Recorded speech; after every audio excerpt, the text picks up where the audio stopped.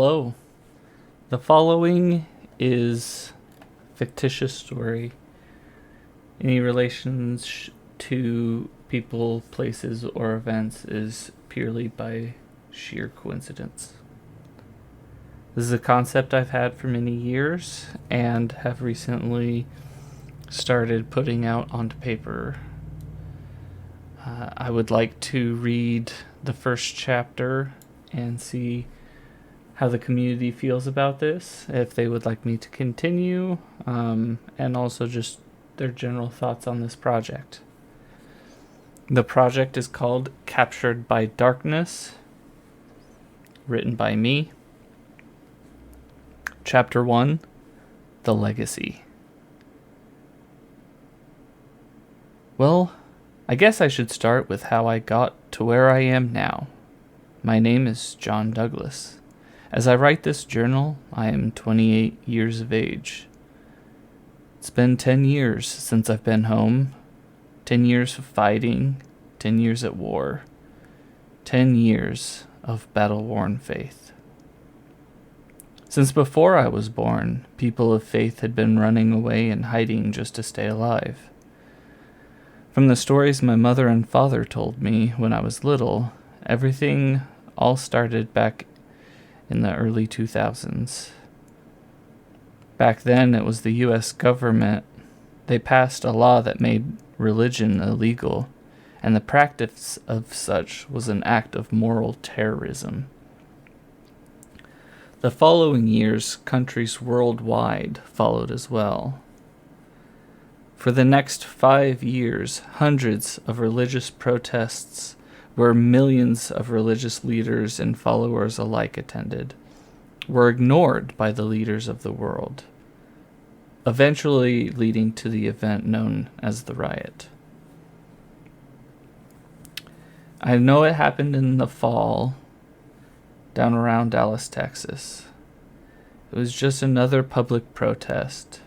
750,000 protesters, not the largest protest, but little did anyone know how important this protest would turn out to be. Several hours into the protest, the tensions were high between the protesters and the police. And that's when it happened. The police started firing upon the protesters, unarmed and defenseless.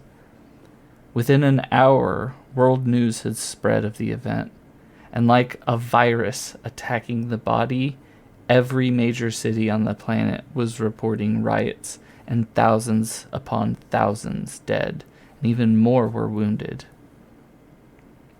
And after 4 days of riots, the violence had died down. 500 million people were dead worldwide, and an equal amount were wounded. After the riot, it was official. Anyone practicing religion was to be put to death. Global governments had decided that religion had morally corrupted the world, and it needed to be purged of such philosophies. In just a couple years, the U.S. government found the solution. An organization made of soldiers and mercenaries. At least, that is what they told the public. In reality, they were more like criminals and thugs.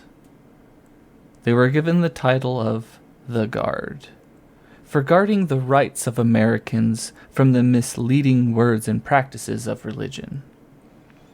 Reality shows them as anti-religious zealots with a license to execute.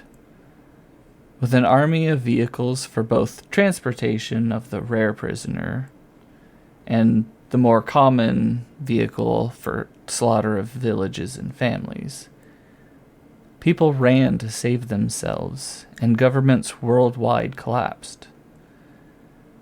Around 12 years later, the Guard had their global spread of dominion and a death count of 2.5 billion people, which is an example of such works of fallacy.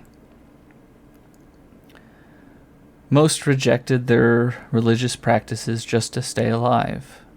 The few that stood true to their faith were constantly on the run for fear of death by the guard. Those who did run mostly went to either the Sani Desert, which is where Navajo Reservation in Arizona is located. Then there's Shadow Valley, which is located along the western valley of Death Valley in California. Isolated from the rest of the U.S., we were safe from the guard. That's what we believed at the time. But either way, it was exile.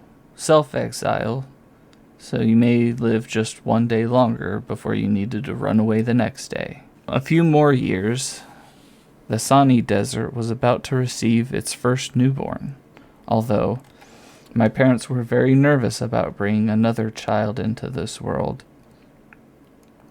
They had done a great job in raising my older brother James, my older sister Ruth, but one summer day, that was the day I was born.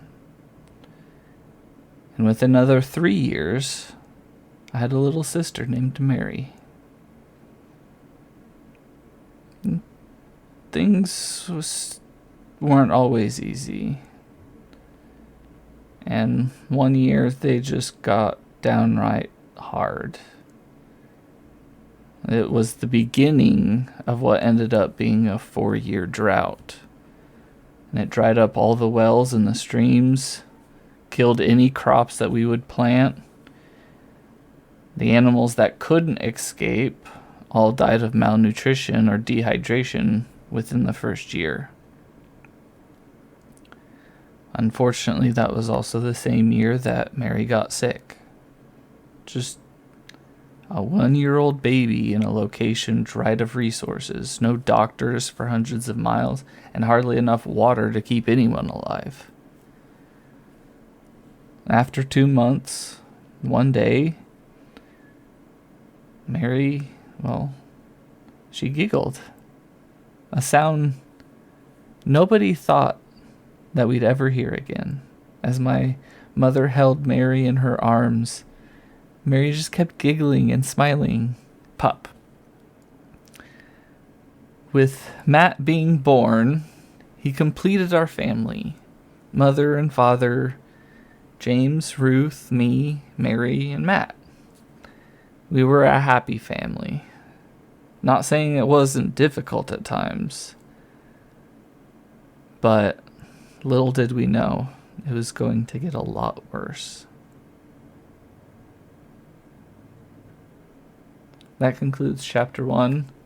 I want to thank everyone who's made it this far, and I hope you enjoyed this story so far. This really is just the world building chapter that sets forth like the state of this world, and very slightly introduced some of the characters. Chapter 2 has a little bit more characters in it, so you get to actually know who these characters are. In my original writing, I had everything written in years, like in a specific year. But I think that leaving it more vague, as just way back when, years ago, kind of like in this world, things aren't necessarily written down anymore. It's back to the old days where everything was told through stories. Anyways, thank you again for listening to this video, and have a great day.